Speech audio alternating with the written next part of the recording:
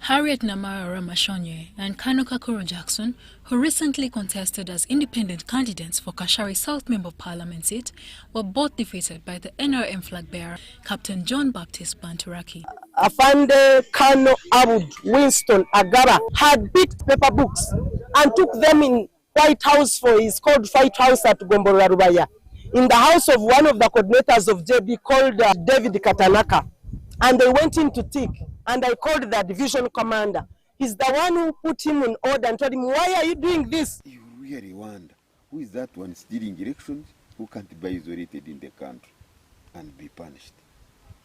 The president fears his elections are going to be stolen, and then he puts people to protect his vote. The two claim that the elections were marred by widespread injustices, including vote rigging and voter intimidation by electoral officials, which discouraged many voters from turning up for the exercise. People were intimidated and votes were cheated. He's the same guy who cheated votes on the sub-county, picked ballot paper books when everyone was seeing, took them and ticked them, but I obstructed him and he ran away before putting them in.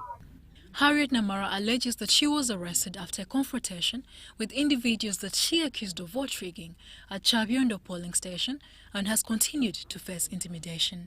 She is seeking justice and investigation into the matter. My agents were obstructed from entering the ring, even for Kano Kakuru. So it is only the agents for JB who entered the ring, the voting ring. It was so dictatorial that he pulled people by force, and they fear him because he has a big hand of soldiers. There are certain things I cannot tell you that I saw. These kinds I have reports about. I know where to take these reports. But what I can share with you now is that the population is angry, and I think it's throughout the country. It's not only here, but I can only mention these ones I know. Kano Jackson Kakuru also expressed discontent with the election results. Nonetheless, he says he does not intend to take any legal action.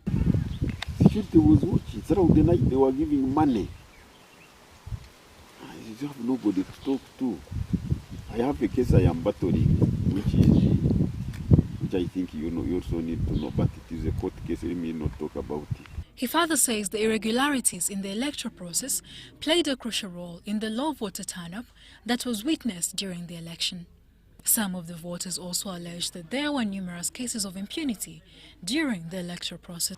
The crowd started shouting that you leave this madam, you are stealing her votes, you are stealing her votes.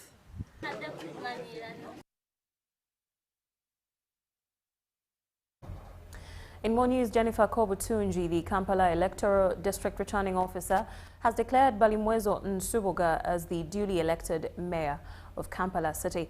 Balimwezo defeated 7 other candidates, securing 141,220 votes.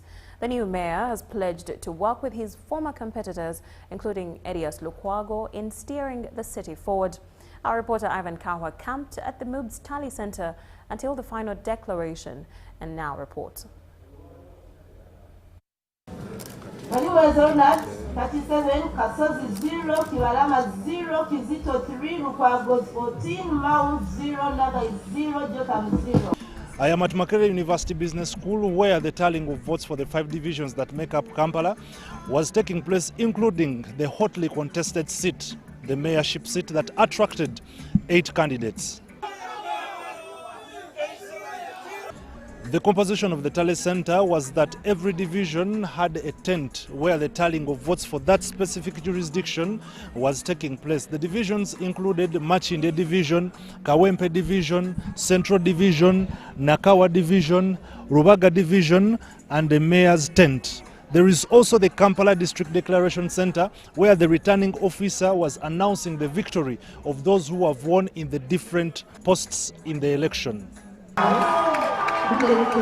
Now there are 2,705 polling stations, and it took some time before the declaration of any results of anyone contesting in any position within Kampala. But while the tallying of the votes for the mayors was still ongoing, the returning officer Chobutunji Jennifer was declaring victory for the Lord Councillors of Makindye 2 and Makindye 3 at around 2 p.m.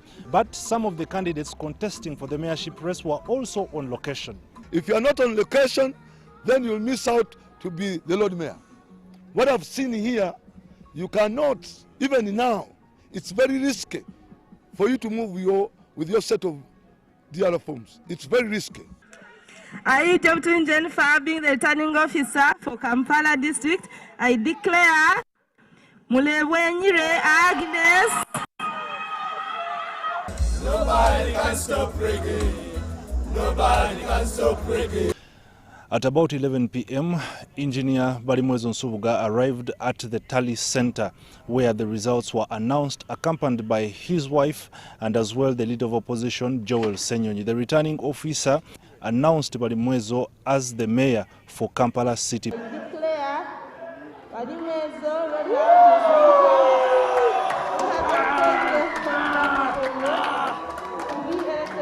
for Kampala. I want to thank my president, His Excellency Robert Chagulanyi, who thought it wise to offer an opportunity to me to become the next Lord Mayor in my party. I equally want to appreciate all my other party leaders, beginning with the Right Honorable Senyonyi, for the great support. When others thought I wouldn't, this gentleman told me, you will do it. Balimwezo garnered 141,220 votes, followed by the NRM candidate, that is Kizito Moses Nsubuga, who garnered 43,615 votes, and then Arias Lukwago, the former Lord Mayor, who managed to get 41,915.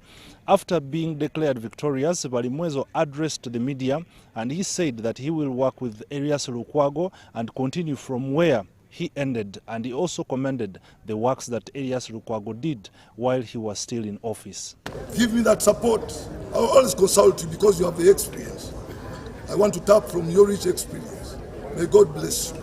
We are in pain, not just as a party, but as a nation. The nation is in pain. Why? Because the will of the people has not been given its due regard as should have been. And that's a precarious place for us to be at as a country, where people do not think that their vote counts. And that's why the voter turnout was very low. Because people think my vote does not count.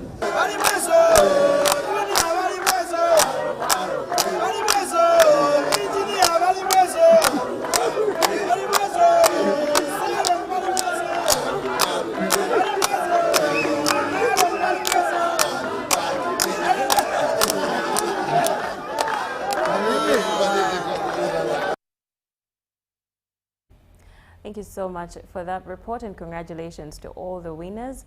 We're still looking forward to how he transforms our city. Now, still relatedly, the winner of the 2026 mayoral race in Arua City, Lawrence Alionzi, has pledged to unite the people of Arua City for a common cause to develop the area. He was addressing the media after being declared winner.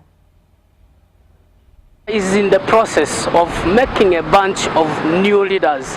It started with the presidential, and now it has gone to the district and the city local governments. And today is the day for the people to elect new bunch of leaders at the districts and the cities. And as I am standing now, I am within Arua City, where we have 3 contenders in this race for mayor of Arua City. We have NRM flag bearer, who is Lawrence Alionzi. We have Dra Echabo Caesar, who has contested on independent, and Pirio Gaspar, who is on DP ticket. And these are the 3 candidates. One of them is going to come out as the new leader for Arua City in the next 5 years coming. But today, as we are traversing across the city to see the voting pattern, I have been able to witness that the voter turnout has been very, very low. And the reasons are maybe people have been putting interest mostly on the presidential and maybe parliamentary elections without understanding the magnitude of electing leaders at district and other local governments. But right now I am at police, one of the polling stations here, and as you can see behind me, we can see people are not really turning up. Of course, maybe because it is within the city where many people are busy in the towns looking for what to eat in the evening and so on. But that one does not stop somebody from exercising his or her constitutional right of electing a new leader.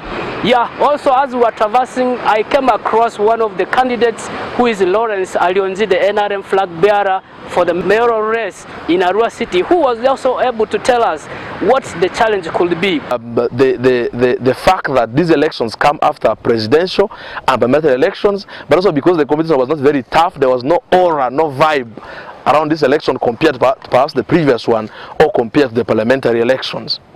It is my opinion that these elections are as crucial, if not even more crucial, than parliamentary and presidential elections. Because you see, the central government works through local government. And regardless of how good a central government is, a poor local government will fail to deliver. So it matters who your local government leaders are.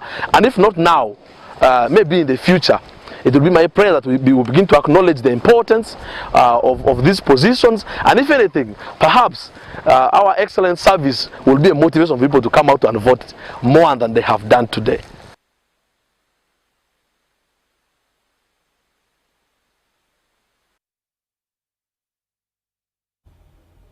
Thank you so much. Now, local government public servants from several districts have undergone a one-day training aimed at strengthening their capacity in natural capital accounting and climate-sensitive budgeting.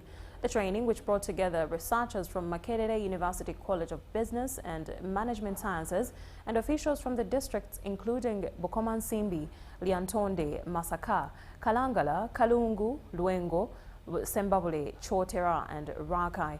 Stakeholders emphasized the importance of budgeting for natural resources for sustainable management of environmental assets as a critical tool for effective service delivery and long-term development.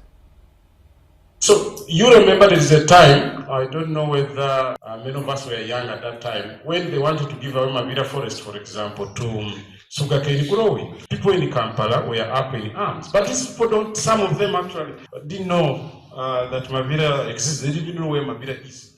But they just happen to know that Mabira is there, our children must find it there. So come up with a small questionnaire and go and ask people their willingness to pay. How much are you willing to pay for this? How much are you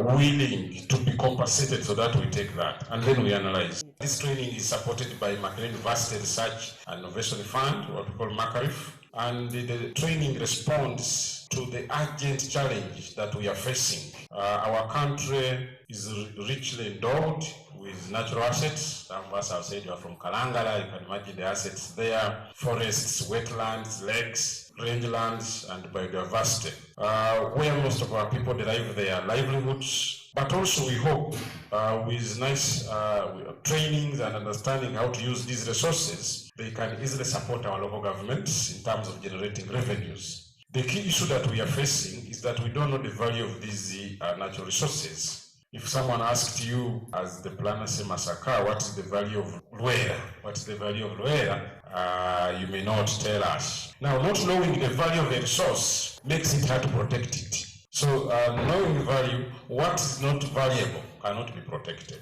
They have trained us on environmental evaluation, how to attach value on the natural resources we have, because anything without any value, it can't be protected. At the end of identification, classifying and weighting, we expect you to get the quantum of resources in the monetary terms that has been spent or allocated to climate change aspects.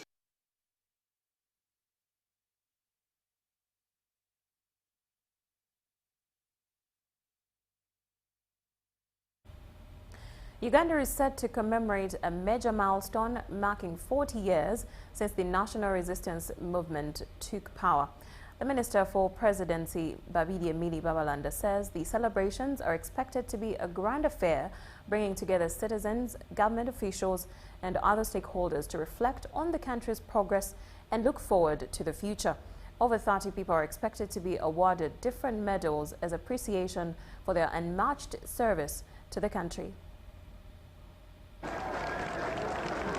26th January 2026 will mark 4 decades since the National Resistance Army, that later became the National Resistance Movement, began its journey to transform the country. I think this is a fundamental change in the politics of our country. The NRM's 4 decades in power have seen significant achievements in security, socio-economic transformation, education and healthcare.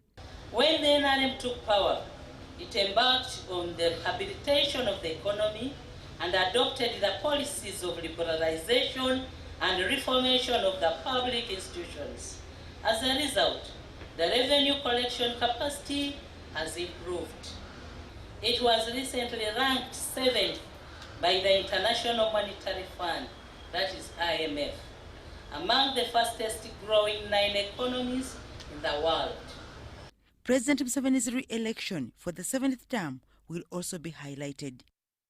This year's celebrations will be unique because they are happening at the time when candidate Yoweri Kaguta Museveni has just been voted into office of the president for his 5th term with a resounding win of 71%. The Minister for Presidency, Babirye Babalanda, contends that as NRM, corruption is one of the dents as regards to governance. Actually, we don't have failures. What we have is challenges. Challenges like corruption, but we are managing it with the courts of law and the IGG and other offices concerned to fight corruption accordingly. The 40th anniversary of the National Resistance Army Liberation Day, to be hosted at Kolo Independence Ceremonial Grounds, will bring together citizens, government officials and stakeholders to reflect on progress and look towards the future. Uganda's transformation journey is unstoppable, and the massive gains so far attained can only be consolidated for the great good of Ugandans. Happy 40th NRA Victory Day anniversary celebrations to all Ugandans. Dorcas Kimono, UBC News. Thank you, Dorcas, for that report. Now we'll take a short break and return with more news.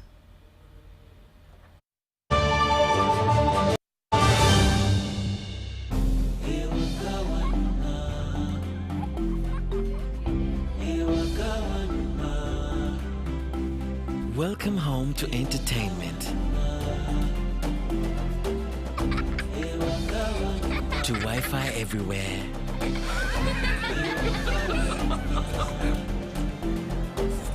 to high-speed internet, to security,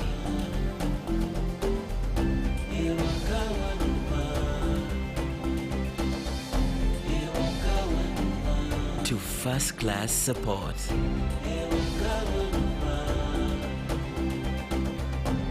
To convenience. Welcome home to MTN WakaNet, superior internet for every home. Visit www.mtn.co.ug/wakanet. Welcome home. Together, we are unstoppable. Exercise can't be sustained. Eating can't be stopped. It's even harder to lose weight. Come and give it a try. Genshikang L-carnitine chromium capsules, plant extract, scientific ratio, take 3 capsules each time. The active ingredient accelerates fat burning,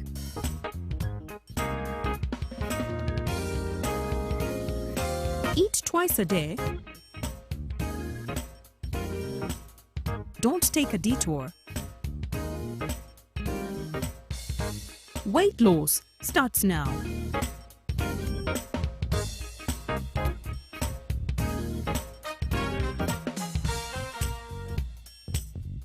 Ginshikang L-carnitine with chromium capsules helps you stay in shape.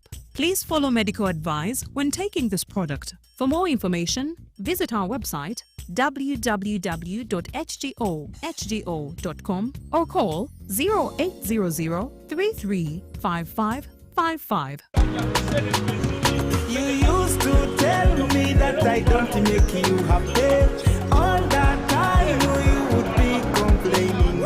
I'll call you every day, yeah, yo, baby, don't know. You can now get all the Chibuzi out with MTN voice bundles. Call all networks, Kubei Dondolo. Buy a 25-minute voice bundle for only 1,000 or buy any daily voice bundle of your choice. Dial *100 *21 hash and select daily or use the My MTN app. When we talk together, we are unstoppable.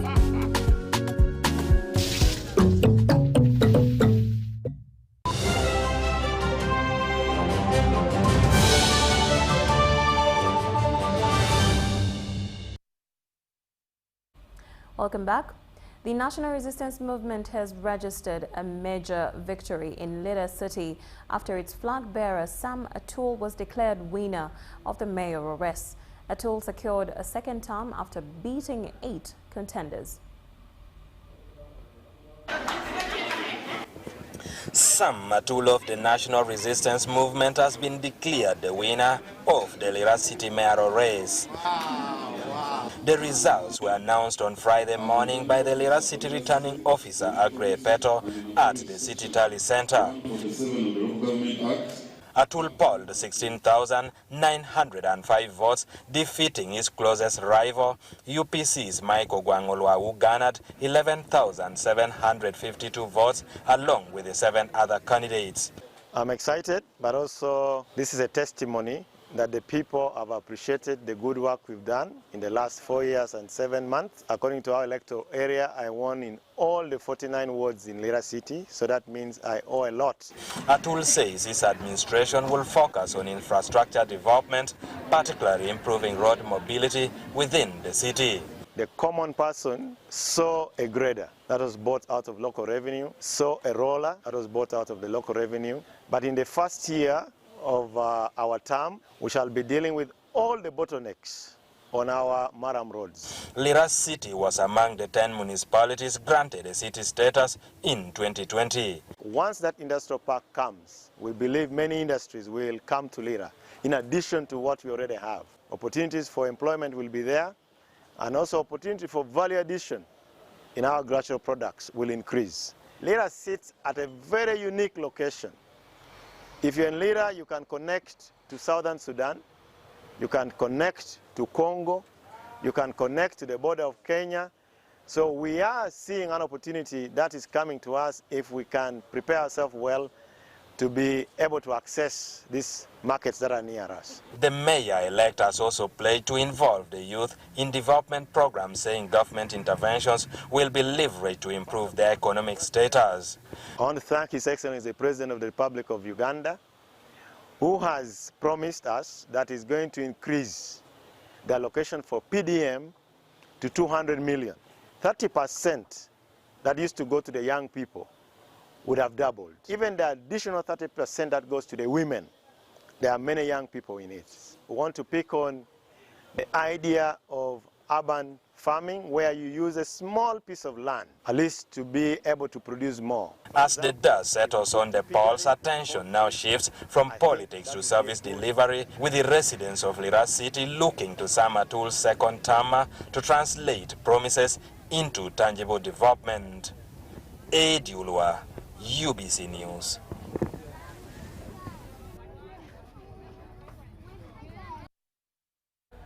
Thank you, Edi Ulwa. Now, Namutumba district recently delivered one of the most stunning political outcomes of the elections, with not a single NRM flag bearer making it to parliament. Across all constituencies, independents swept the vote following growing claims of fraud and mismanagement during party primaries. Tonight, we unpack how internal party disputes turned into a district-wide voter revolt. What started as isolated complaints quickly became a full-blown political protest.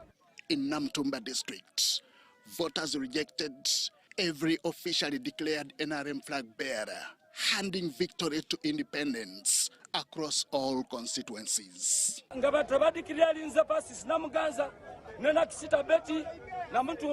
not for NRM. At the center of the storm was Bukono County, where Persis Princess Namuganza was controversially denied the NRM flag, a decision her supporters described as fraudulent. Maganda Emmanuel Katoko, who had won, still won with 20,512, defeating Namuganza Persis hands down. Many believed her political career was finished. It was not. Namuganza ran as an independent and won.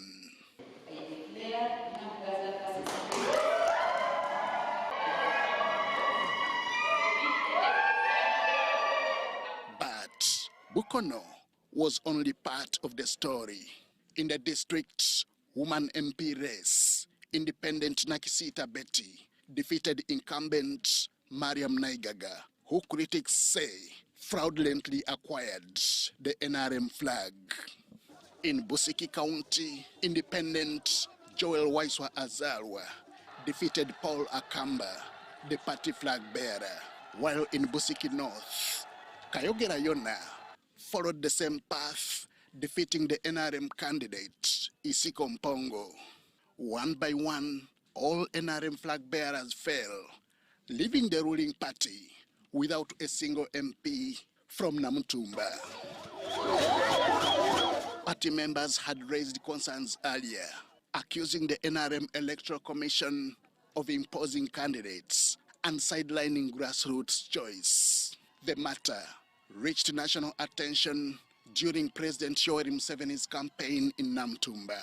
The NRM district vice chairperson accused Dr. Tanga Odoi of declaring flag bearers from outside the district.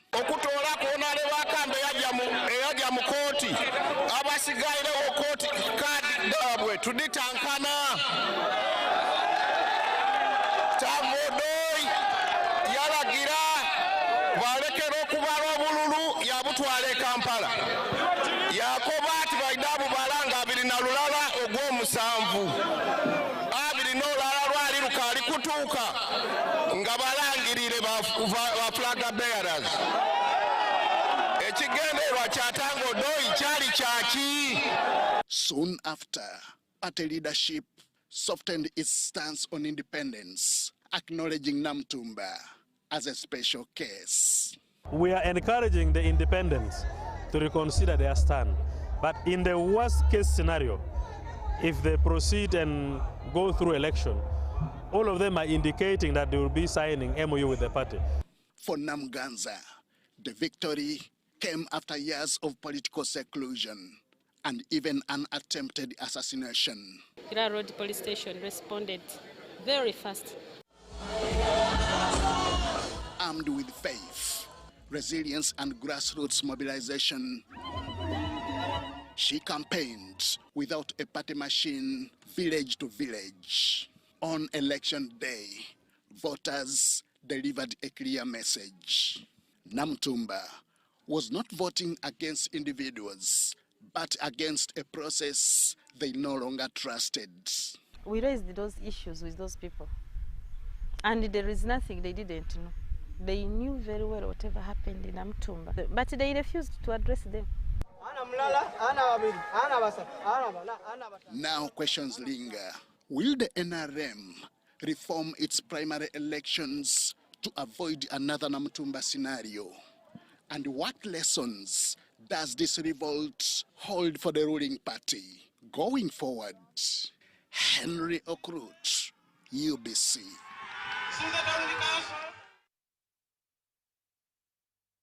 Thank you so much, Henry Okrut, for that report. And now that closes our time here on UBC Lunchtime News. Thank you so much for watching to the end. Don't forget to join me at 8 and 10 p.m. for more news. My name is Moureen Babirye. Good afternoon.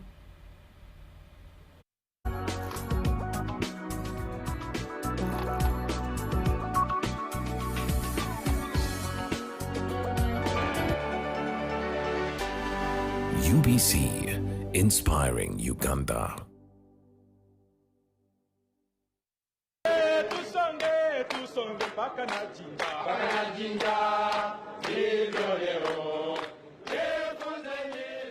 NRM Liberation Day is celebrated every year on 26th January. It marks the historic day in 1986 when the National Resistance Movement NRA-NRM, led by Yoweri Museveni, seized power after a 5-year guerrilla war, overthrowing the previous government. The day is a significant milestone in Uganda's modern history, commemorating the country's journey towards stability and self-determination. On Monday, 26 January 2026, under the theme, Tribute to the Patriots Who Ushered in a Fundamental Change, the nationwide ceremonies and military parades reflecting the NRM's emphasis on unity and development will take place at Kololo Ceremonial Grounds. Join us for the live broadcast as we shall relay the activities of the day on UBC TV.